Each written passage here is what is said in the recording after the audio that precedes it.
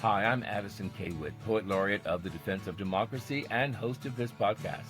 The attack on America's public school system isn't slowing down, but neither are we.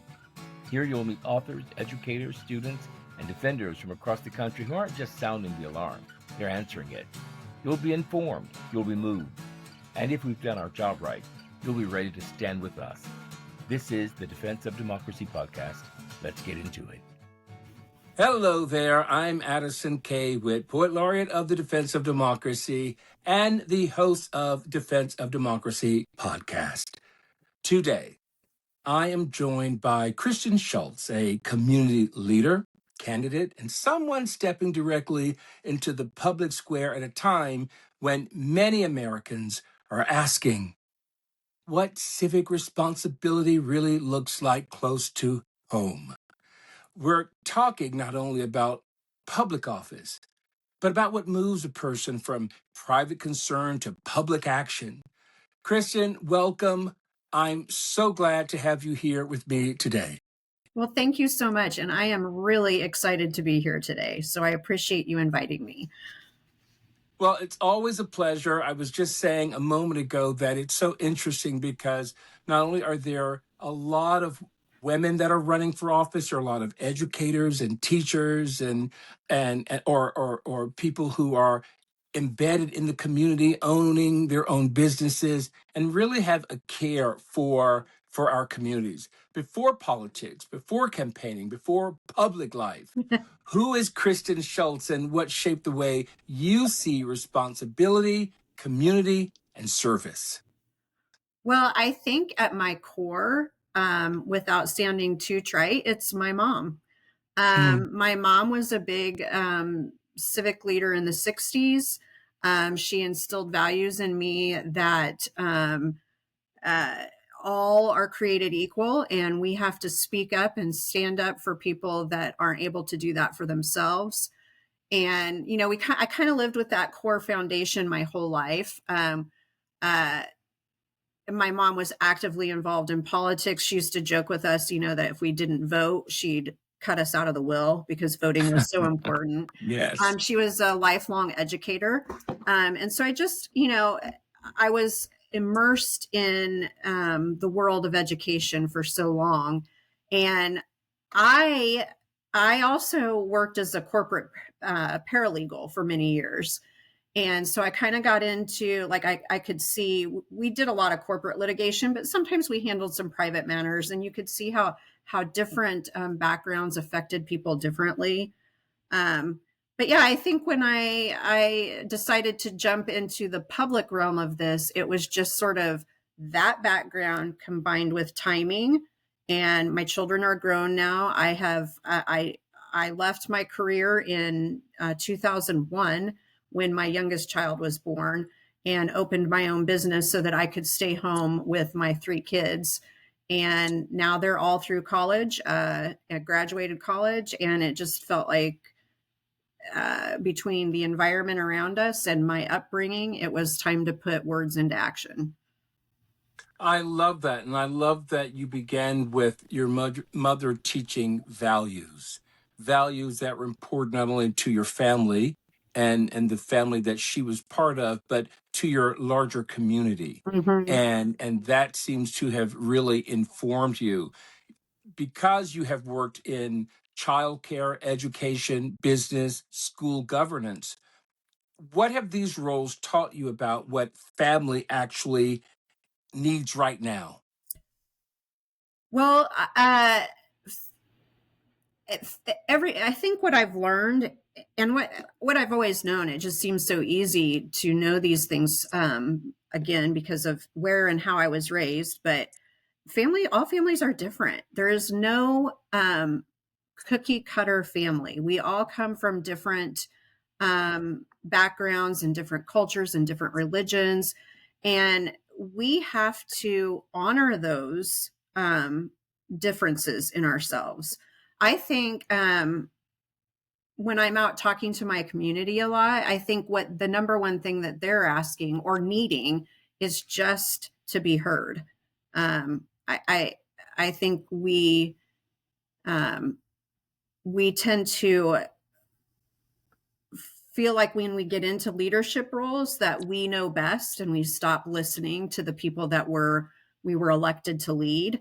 And I think that's imperative to our communities, especially in a low level or a local level governance, where those decisions impact quickly and you feel it most daily in your daily lives. So yeah.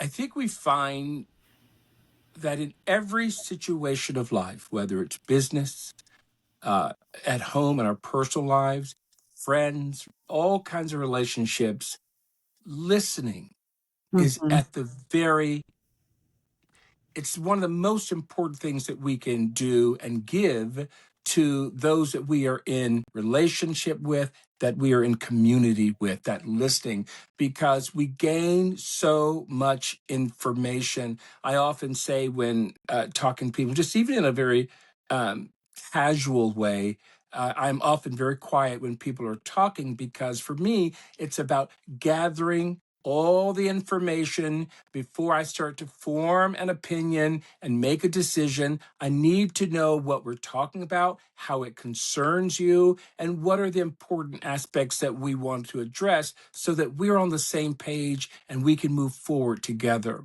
And it's interesting how oftentimes in politics, there is the divide between those that know better and those who are willing to listen. While campaigning, it's very easy to listen, Mhm. or when you're standing talking to people, but it has to go beyond campaigning.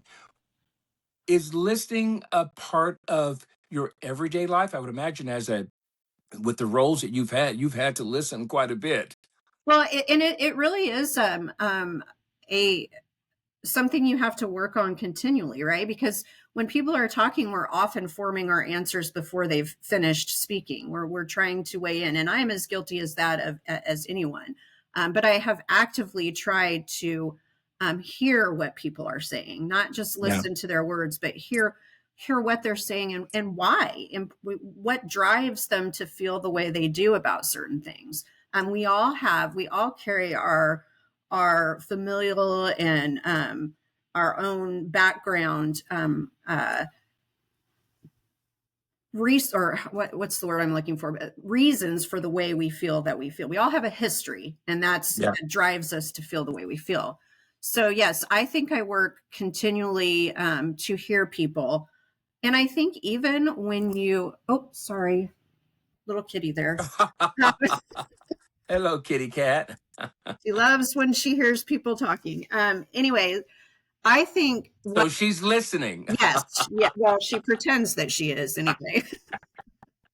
I think that what is so important is even there are, I'm not naive to know that the things that I want to change in our governance, I can't do by myself. I can't. So I can make these promises at the doors. I can tell people that this is what I want to change. Do you agree? What would you like to see change? But at the end of the day, when you get into that seat, it's a system, right? You have to work That's within the right. system.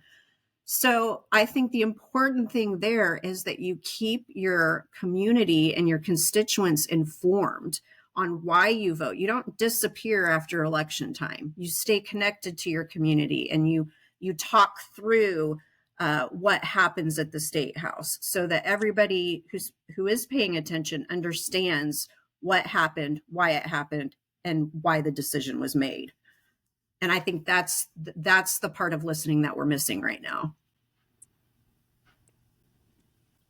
What was the moment when concern became conviction for you, when you realized that caring privately was no longer enough and that you might actually need to step forward yourself? I, that's an interesting question because one, I've never been afraid to be vocal. I feel like that's just been who I am from a very early age. If I see something, I say something, or if I feel like somebody's not being treated fairly, I say so. But I think I had a circle of friends, and it kind of goes back to school board. I did step down from my school board position right at the end of, I guess it was 2022, maybe, as we were coming to an end on COVID. It was a really volatile time in education and for school board members during COVID at that time. But I knew that I didn't want to quit. I knew I didn't want to walk away. So I immediately pivoted to working behind the scenes. I became a PCL in my neighborhood, and then a Senate district leader in my area. I began campaigning for other candidates, and during that time, my circle of people would encourage me to run in this position, and I had said no for a couple times. I think I'm better. I'm better behind the scenes. And then one of my friends asked me, why do you think that? And I really couldn't answer that question. I thought, well, I don't know why I think that. And at that point, as we were moving into, we began becoming active in community protests, and I became active in defense of democracy. And I just thought, I am good at this. And now the difference between now and 2022, my kids are out of the house, and I don't have anyone working in the school district or for the school district or attending the school district, which was kind of what made it difficult before. And I am good at what I do, I guess. I don't know. I just needed to realize that. I needed to hear what people were telling me and believe that, I have what it takes to be in that position. And I feel like I do. I love that. And I certainly support that, because when we're talking about our particular positive attributes and qualities that make us good at what we do, to fully own that and know that we're stepping into a position of service that helps a tremendous amount of people, helps our communities, helps our country at large. How do you think this particular office and Kansas and running for this position here, what do you think you are going to bring to this? Provided you win your bid, what are you going to bring to this office that is uniquely your own? Well, first of all, I'm running against a 12-year incumbent. And so I think a fresh perspective is one of the things that I'll bring. And I uniquely my own is that I am very, it is very important to me that when we're making decisions, that we're including people and not excluding people. And Kansas seems to be traveling very quickly down a path where exclusion is what leadership is doing, and I do not believe in that. And I think I will be a voice for a lot of people that haven't had a voice yet, and hopefully they'll be able to join me in these positions. But for now, I feel like it's imperative that people who have the opportunity take it and use it for people that don't. You're making me think of several things pertaining to our democracy. And I was in a conversation recently about with someone who corrected what I was saying. No, we are a republic. And I think most of us understand that we are a constitutional republic. Right. However, we have democratic norms, Mm-hmm. which are part of the way that we govern. And that includes our voting rights, our freedom of speech, our participation. And so when you just said that Kansas is moving in a direction that seems to exclude, it sounds to me that there is again, the emphasis and fighting on maintaining the democratic rule, the democratic process. Would you say that that's accurate from your point of view? I think so. I think, I remember hearing we're a constitutional republic from way back when I was a kid, but we've Yeah, right, always operated with democratic principles. right. And so I think now hearing that, it's just an easy way to say, well, this is why we can pass this law without having the majority of people support it, because we're not really a democracy, which we are, and we want to be, and we should want to be. We shouldn't want to be anything less than everyone having a say in how we create our laws, how we enforce our laws. So yeah, I would say my desire to protect our democracy is a big part of why I stepped into this position. And it's difficult because, you find out that people that you've loved for a really long time don't agree with you. And it's easy when you're not stepping out into a role into a leadership role where you want to try to actively change things. I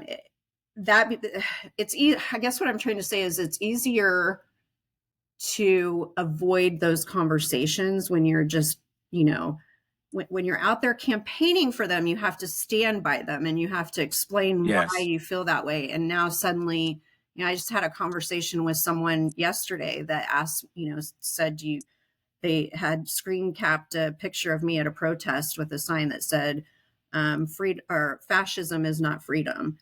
And they wanted to know, we don't live in a fascist society, and my point was like, yeah, not yet.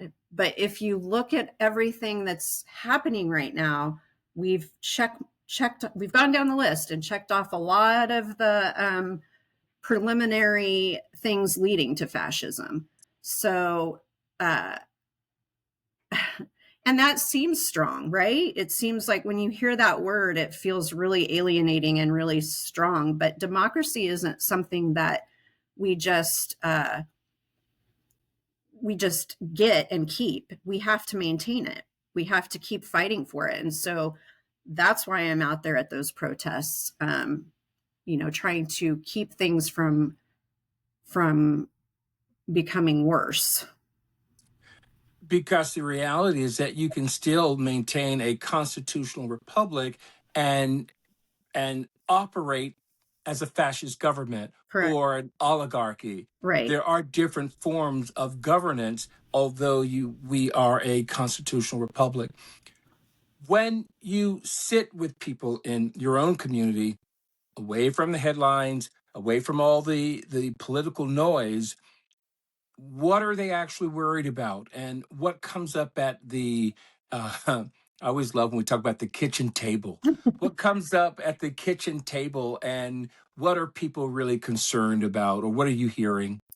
Well, the basic things that people are concerned about is just, most of the people I know are living paycheck to paycheck. And so the real needs are the just affordability to live. I have I have 3 college educated kids, and 2 of them with master's degrees, but can't afford to buy a house because, they don't make enough money. And so those are the concerns I'm hearing, and I'm hearing, there's a lot of concerns at the national level about what ICE is doing in our communities. There's a lot of worry from parents of our immigrant neighbors about what happens if ICE comes to our schools. So it varies, but I think the most common concern is just keeping our public schools open and accessible and well-funded, and being able to live. Those are when you take out all the other, I hate to say culture wars because those topics are super important, right?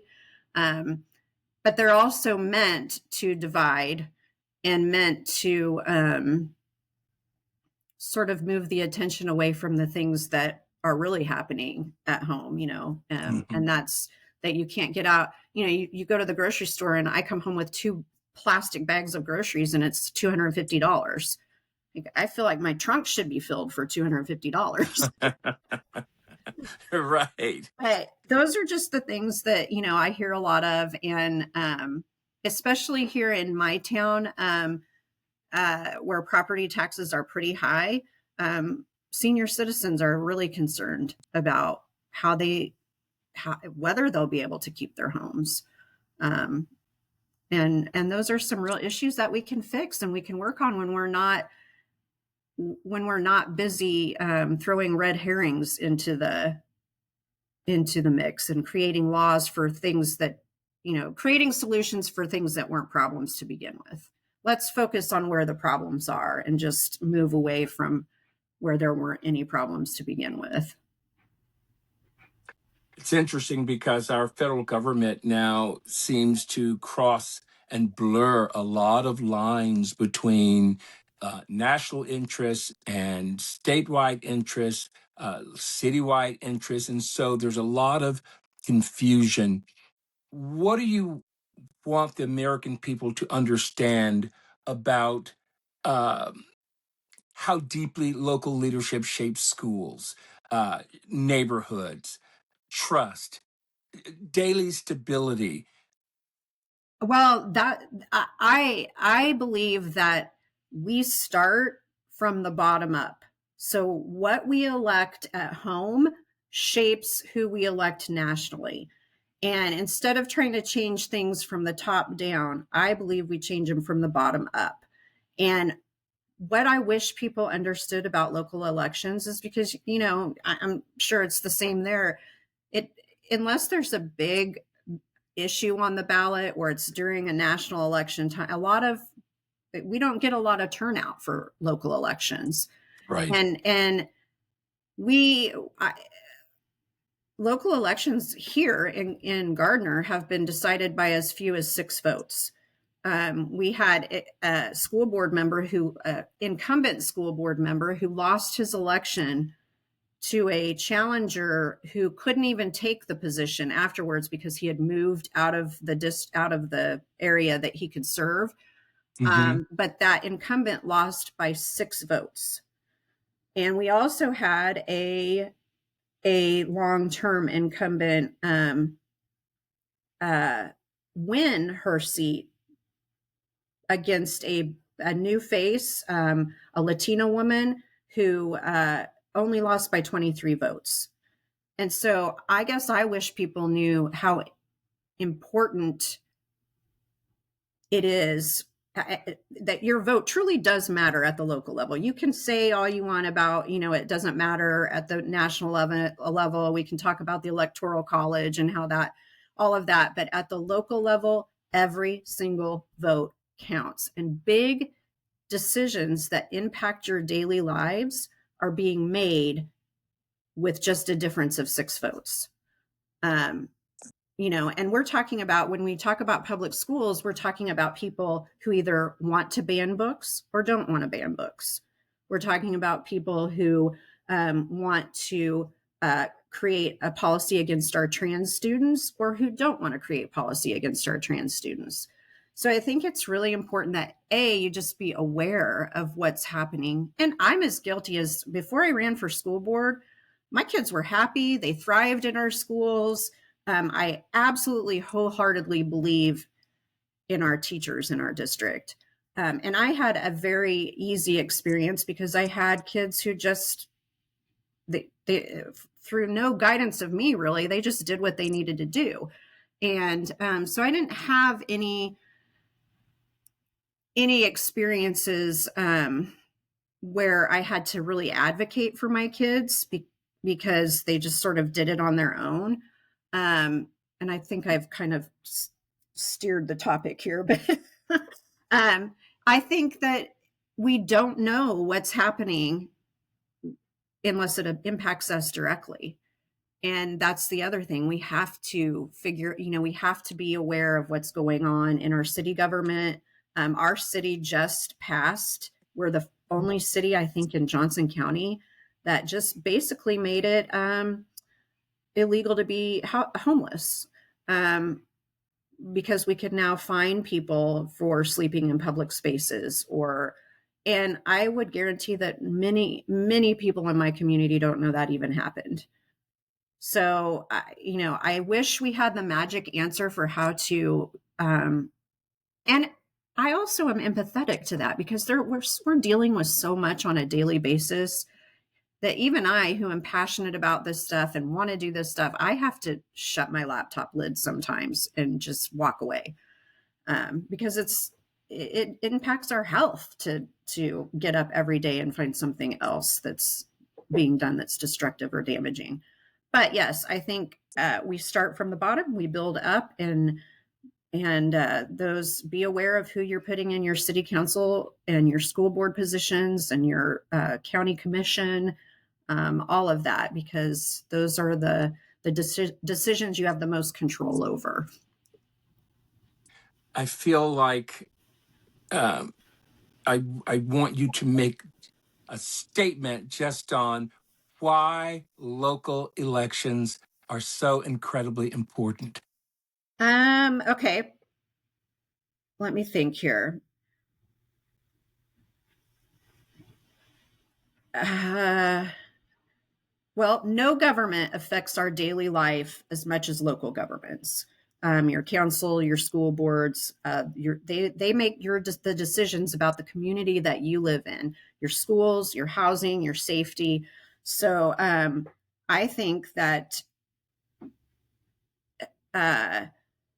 they may seem small and unimportant, but they have the biggest impact on us personally.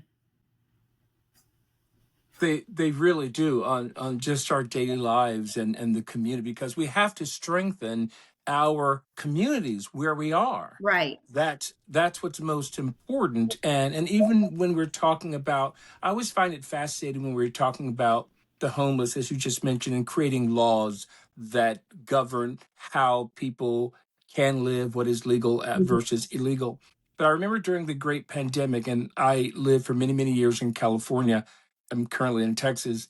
And I remember that it was such a crisis because, as we all know, California has a huge number of unhoused people.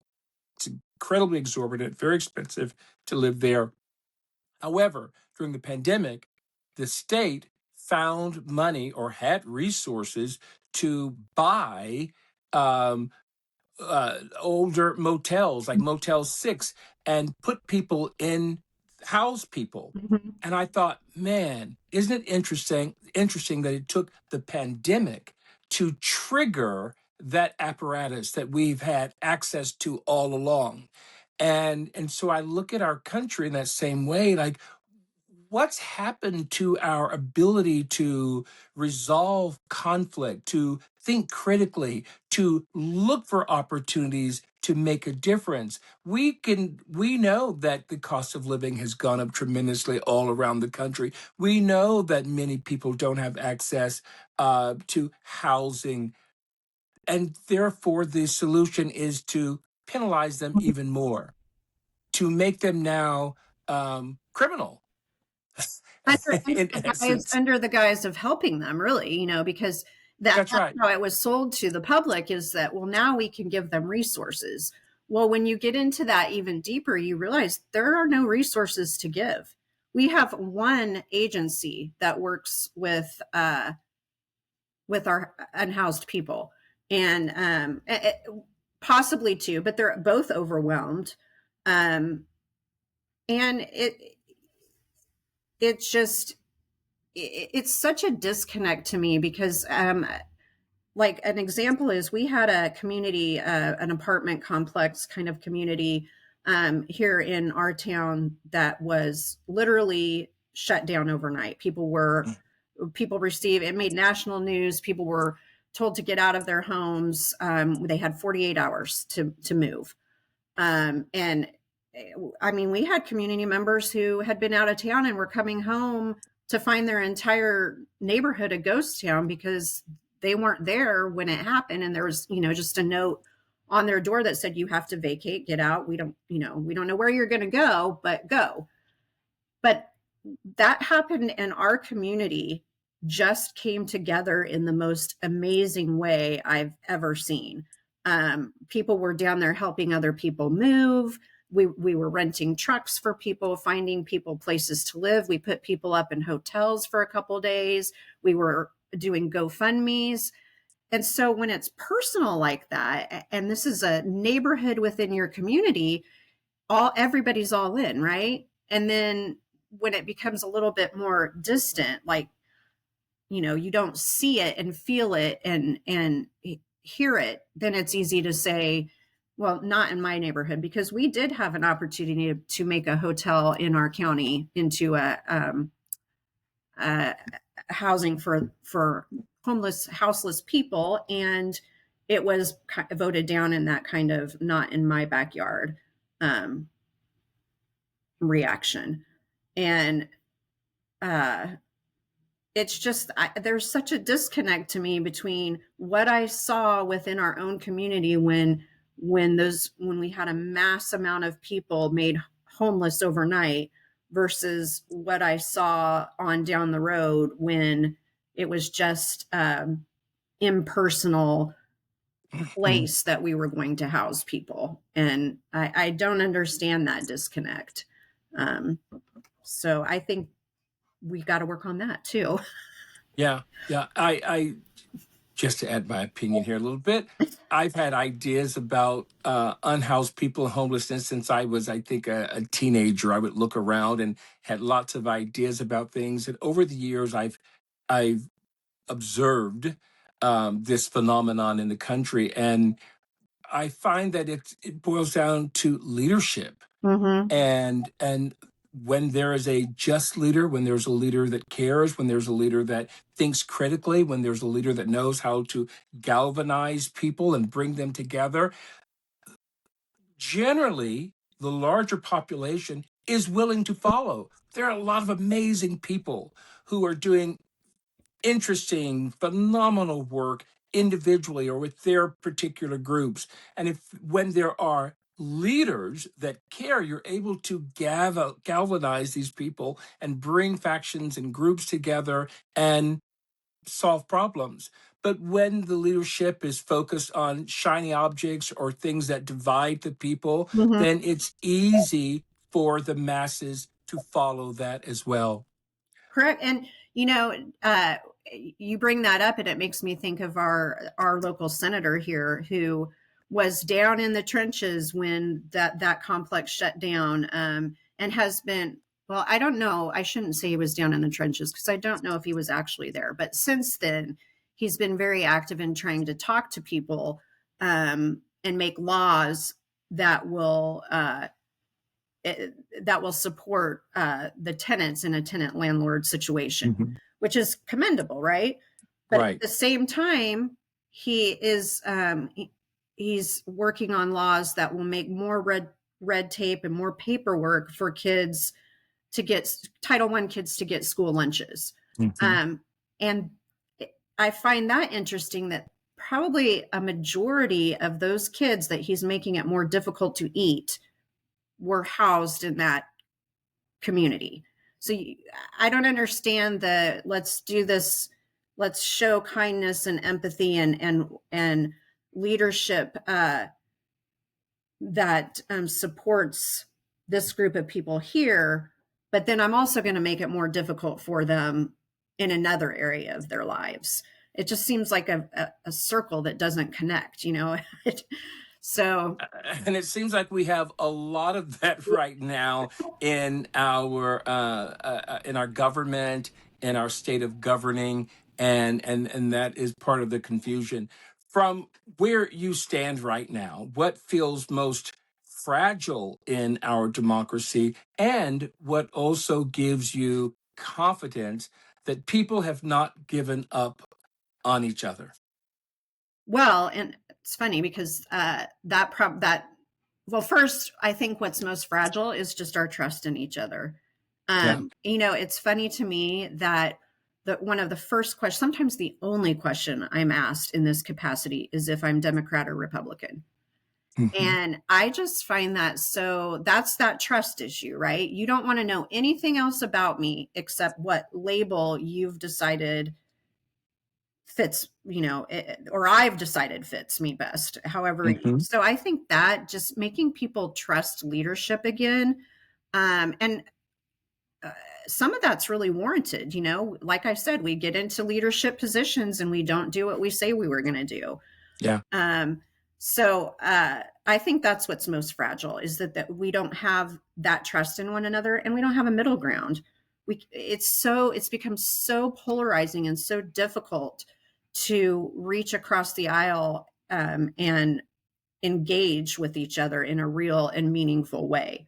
And I hate that I say that that at the national level, they're not providing good examples of that, right? So that's what I find most fragile. And I think what I find is so strong is that, like I said, when we get down to inside, when a real tragedy happens in a community, people still come together. So somehow that proves to me, and it's not my, I don't have any scientific data on this or anything, but somehow that proves to me that people, if they can let go of that anger over the label, they can really come together and do good things. And I want to find that again in our government. So I think that the strength in us can fix what's fragile in us. Yeah, that gives me a lot of food for thought as you're saying that, because again, I go back to leadership. It has to be the language that leadership uses. When leadership is constantly weaponizing the other, whether it's a political party or the way people think about a political party, it demonizes the other. And I'm always about we the people. Right. In America, we the people. Every argument, every time I'm commenting on someone's post, I always try to go to we the people. Right. And that, I think, is super important for us to remember. I think that is what I I used to say this on the school board, and really, there were no really super polarizing decisions made. We go by the quote, "Let's make board meetings boring again," because there was a time when nobody showed up. You had one person. Yeah. You don't want that either, but it wasn't until COVID that things got really difficult. Decisions got really difficult to make, and things got really heated. And I think I always went into it with the idea that no matter what decision I'm making, it's going to be done with kindness, compassion, and acceptance before anything. And if I keep that at my core, then I feel like I can always stand by the decision that I've made. And I also think that, my mom used to always say, you can learn something from everyone. No matter who it is, there's something to learn. You just have to hear them. And I really want to be intentional about listening and hearing. And that means staying involved in the community after you're elected. It means having town halls and being active on social media, any way you can connect with your community, showing up at events. I don't want to go, I don't want to hibernate once I've been given the privilege of having that seat. So I think that's the thing that will bring us back together, hopefully. Hopefully. Yes. Speaking of the position itself, we know that running for an office asks something personal of any person. What part of yourself has this process required you to strengthen? Probably the thickness of my skin, honestly. It is amazing what people will say to you behind a keyboard. And that doesn't so much bother me, but it has been very difficult to navigate, like I said before, friendships and familial relationships that have changed, because it feels so much more personal. When people who have known you for a long time and know you deeply, or you thought knew you deeply, and you've suddenly become the enemy to them, I guess it's very difficult for my husband and I were just talking about this last night. And I said, he's the one that told me you're going to have to get tougher skin. And I said, well, there's a difference between what people I don't know say about me and what people I do know say about me, because then it feels like they've dismissed who they've known our whole lives, or for a good long time. So I think that's the hardest part, that learning that even the people you were close to, some of this stuff can come between you, and that's difficult. And that's probably what keeps people, I think, from doing these things sometimes. I think you can have a deep belief, but it's harder to put that out there. And I'm not trying to sound like I've done something other people can't do. I don't mean that. I just mean, I think that's the step that's hardest to overcome, is just to really know that now people are going to see you and know exactly what you think. This isn't your grandmother's time where we didn't discuss politics or religion. Right. And so, Right. yeah. That's right. So it's easier when you don't have to discuss it, but it's also necessary to discuss, I think. Now, that was an interesting point you just made off the cuff. This isn't our grandmother's time when people didn't discuss politics, indicating that the times have changed significantly.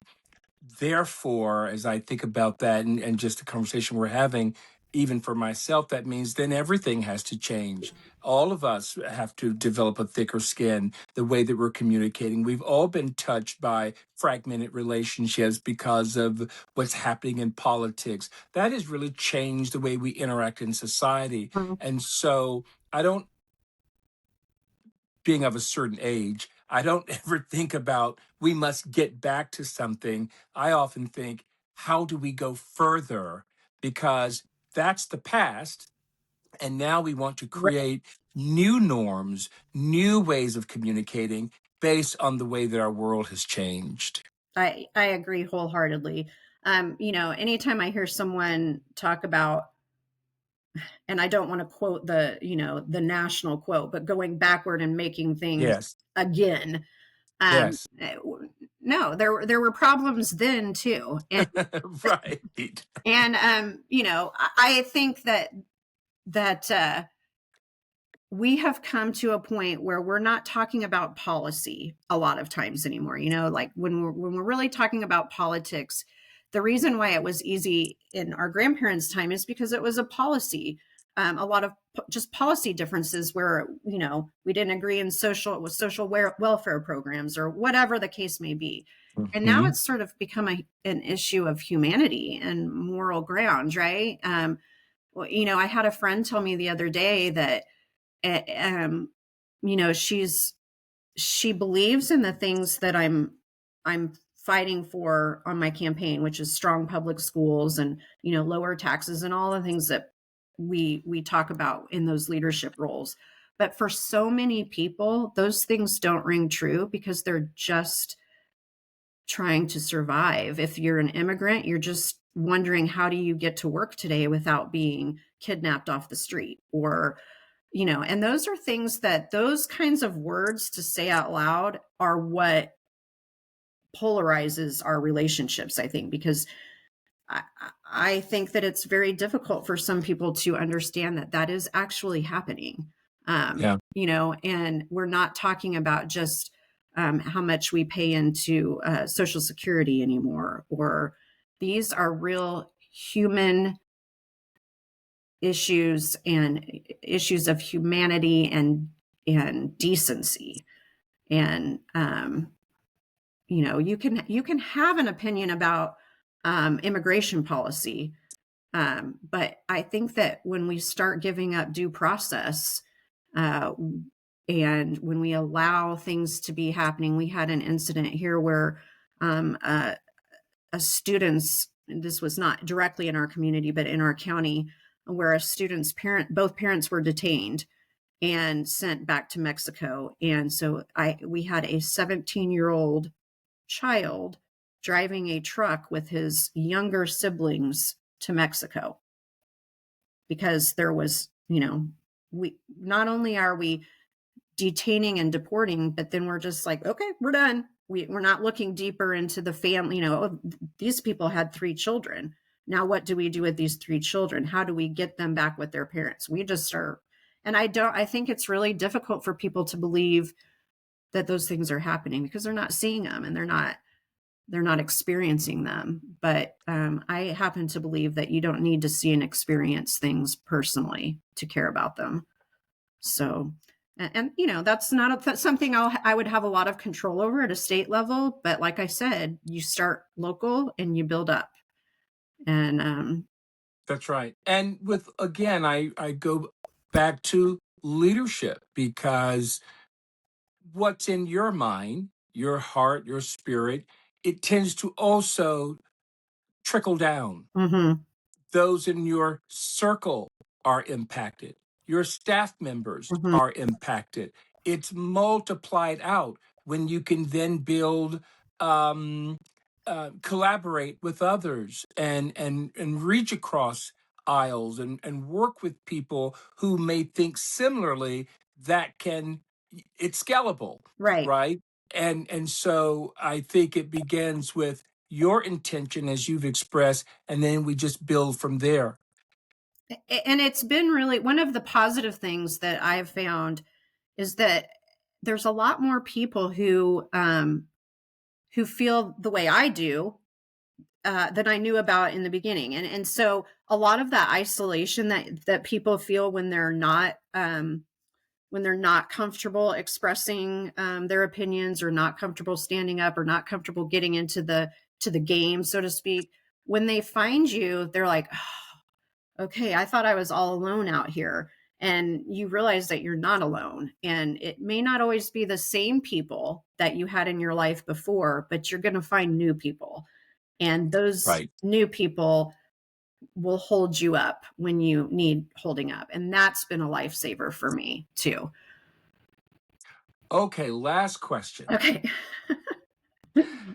If someone listening feels frustrated with politics, and many of us do, but there are also, as you were just pointing out, many people who do care about our communities, what would you say to those people, and why does participation still matter? Well, okay. So are you asking why I would suggest to people they participate? That's correct. Yes. Okay.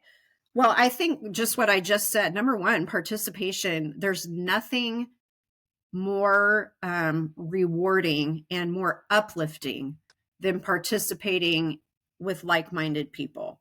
If you work in an office that is predominantly, differs than you, and it can be very daunting all day to just if you're even listening in the background to people speak, and you don't feel moved or agree with them. When you get out there and participate with other people doing something that you feel is good and right and just, it just lifts the spirits. There's times when I always say you still have to find joy. You still have to, there are days when especially when you start participating, and it sort of just spirals off. You can start in one little group and you'll meet people there. And then I started as a PCL, well, I started as a school board member. That's where I met Katie Williams, who got involved with Defense of Democracy, brought Defense of Democracy home to me. I got involved. Then we got other community members involved, and then you start reaching out to these other groups, and pretty soon you have this whole circle of people who you don't have to listen to that rhetoric or that stuff that was bringing you down before. But it also gives you a purpose. I have so many people ask me, I don't know what to do. I don't know what to do. What can I do? Right. And a lot of times there's, it's from simple to something bigger, but you get involved in your, in an organization like this, or like boots on the ground, or, something, even if it's not your local political organization. And you'll find that they'll have something that fits your desire that you can do, whether it's writing postcards, whether it's knocking doors, whether it's, going to and participating in protests, or just sometimes we have people that just come and make the signs for the protests, and they gather in those community rooms, and you feel like you're doing something. And it goes back to that old adage that, when you're, I don't know how my mom used to say it, but when you're, the best thing you can do for yourself when you're feeling down is help others. And it's true. Yes. It's you forget that you have 6 piles of laundry in your house, and whatever's bothering you. And It takes the focus off of your problem. yes. And places it on an action that is caring or benefiting others. And then in turn, it makes you feel better, and it makes you feel that you're part of a larger community. Yes. I think. Yes, that's exactly what I was trying to say. And you, excuse me, you, when you are doing, you're not worrying, and doing helps me worry less. Yeah. So, and you have a modicum of control. I guess I will never understand the idea that I understand not wanting, I tell my kids all the time, because my kids will be like, well, I don't know what to do, or, well, they're not in a place yet where, I have a daughter who's raising a daughter, and I'm like, you're at home. That's your thing right now. And that's okay. There's nothing wrong with that. You just have, you find the time when you have the time, and then you do. So go ahead. I'm sorry. No, you're good. I was just going to ask you, now that we're at the end, is there anything you want to say to your community, to the voters, to the listeners about your work and your campaign? Well, I am really, really proud of our campaign. We have a hill to climb. Like I said, we are running against a 12-year incumbent.